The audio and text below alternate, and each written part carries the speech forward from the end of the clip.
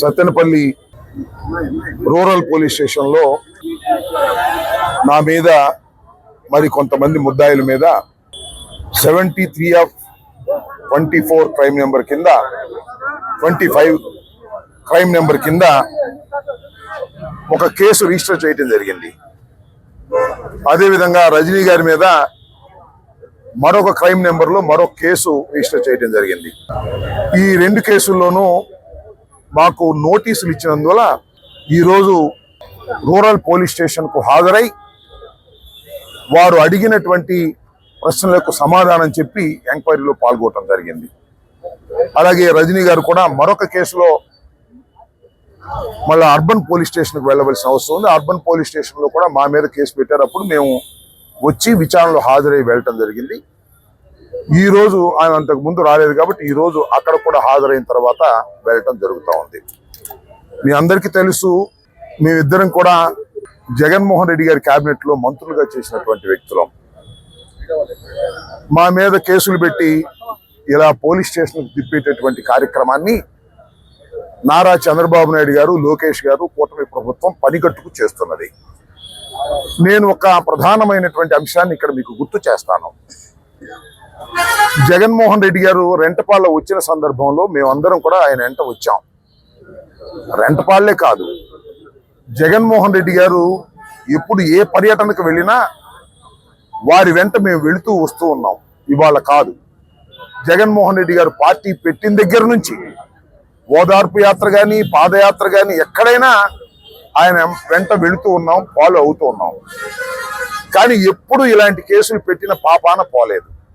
అంతేకాదు, చంద్రబాబు నాయుడు గారు కూడా సత్తెనపల్లి వచ్చాడు. నేను శాసనసభ్యుడిగా ఉన్నప్పుడు, మంత్రిగా ఉన్నప్పుడు బాధుడే బాధుడనే కార్యక్రమంలో ఆ రోజున వారు కూడా వేలాది మంది వచ్చి పాల్గొన్నారు. వాళ్ళ మీద మేము ఎప్పుడూ కేసులు పెట్టలేదు. అలాగే యువగలం అని చెప్పి లోకేష్ గారు పాదయాత్రలో వచ్చాడు, అక్కడ నుంచి అటు తిరిగి వెళ్ళిపోయాడుకో, అప్పుడు కూడా మేము ఎవరి మీద కేసులు పెట్టలేదు.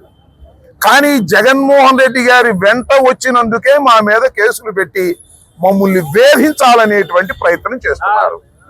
కాబట్టి మీ అందరికీ నేను చెప్పదలుచుకున్నది ఏమిటంటే, కావాలని మా మీద కక్షగట్టి కేసులు పెట్టి పోలీస్ స్టేషన్లకు తిప్పి కోర్టులకు తిప్పి మమ్మల్ని ఇబ్బంది పెట్టాలనే ప్రయత్నం ఈ కూటమి ప్రభుత్వం చేస్తున్నదనేది దీన్ని బట్టి అర్థమవుతున్నటువంటి అంశమని ఈ సందర్భంగా నేను చెప్పదలుచుకున్నాను.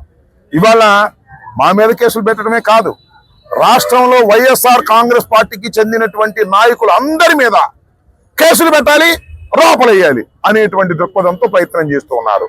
నిన్ననే మిథున్ రెడ్డి గారు పార్లమెంటు సభ్యుడైనటువంటి వ్యక్తి, ఆయన్ని కూడా అరెస్ట్ చేశారు, కోర్టులో పెట్టారు. పెట్టి పోలీస్ స్టేషన్ రాజమండ్రి సెంట్రల్ జైలుకి తరలించేటటువంటి కార్యక్రమం చేశారు. ఈ విధంగా కావాలని లేనిపోని కేసులు పెట్టి మమ్మల్ని వేధించాలనే ప్రయత్నం చేస్తున్నారనేది మీ అందరికీ స్పష్టంగా అర్థమవుతున్నటువంటి అంశం. కాబట్టి మీ అందరికీ మనవి చేసేది ఏమిటంటే, ప్రజలు అర్థం చేసుకోండి, ఏ విధంగా ఈ పరిపాలన సాగుతూ ఉన్నదో అర్థం చేసుకోవాల్సినటువంటి అవసరం ఉన్నది. ఇక్కడ మేము పరిపాలన చేశాం, మంత్రులుగా చేశాం. మీ అందరికీ గుర్తుండే ఉంటుంది, సంవత్సరం క్రితం దాకా ఇక్కడ మంత్రిగా వ్యవహరించాను.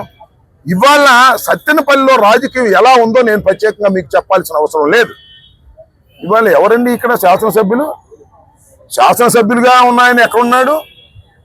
ఒక ఆయన డిఫాక్టో శాసనసభ్యుడు ఇచ్చాడు, ఒక ఆయన రాజ్యాంగేతర శక్తి, ఆయన కాంట్రాక్టర్ డిఎన్ఆర్ అంట. ఆయన దగ్గరికి వెళ్ళి చేతులు కొట్టి ఉంచవలసి వస్తుంది. ఓట్లు వేసిందేమో ఎమ్మెల్యే గారికి, మీరు వెళ్ళి చేతులు కట్టుకు నుంచున్నదేమో ఆ కాంట్రాక్టర్ దగ్గర. ఏందే నాకు అర్థం కాలేదు.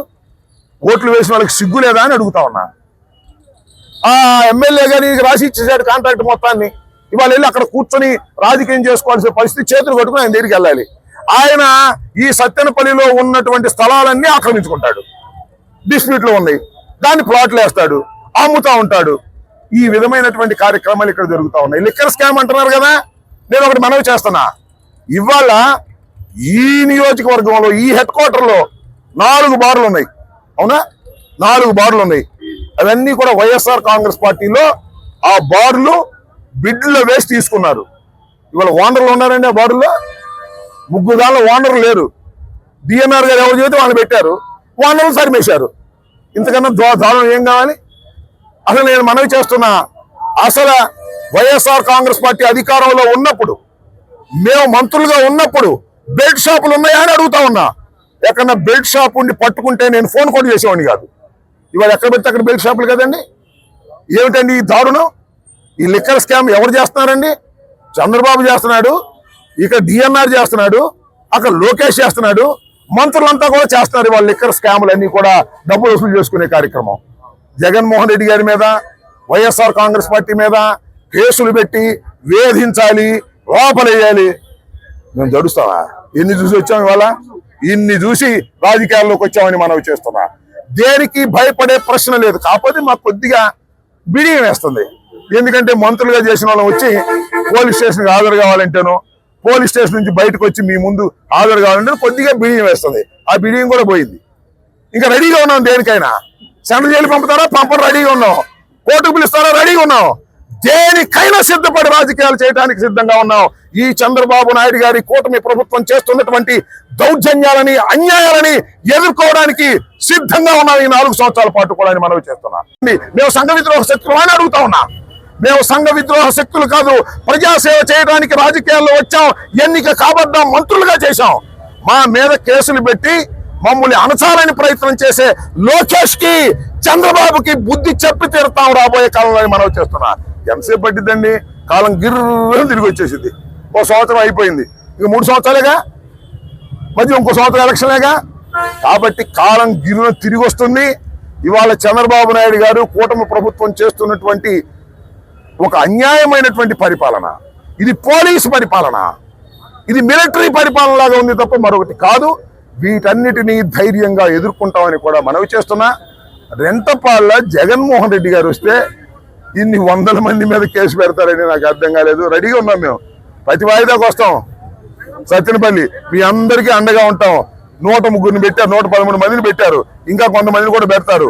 ఇప్పుడు 7 పెట్టారు, ఇంకా కొంతమందిని పెడతారు. భార్గవ్ దీనిలో ఉన్నాడు, అప్పిరెడ్డి దీనిలో ఉన్నాడు, మేడం గారు దీనిలో ఉన్నారు. అందరూ బోల్డ్ మంది నాయకులందరినీ దీనిలో పెట్టారు. రోజు వాయిదాకి వస్తాం, మిమ్మల్ని అందరినీ కలుసుకుంటాం, మీకు ధైర్యం చెబుతాం. మీరు మాకు ధైర్యం, మేము మీకు ధైర్యం. కలిసికట్టుగా ముందుకు వెళదాం.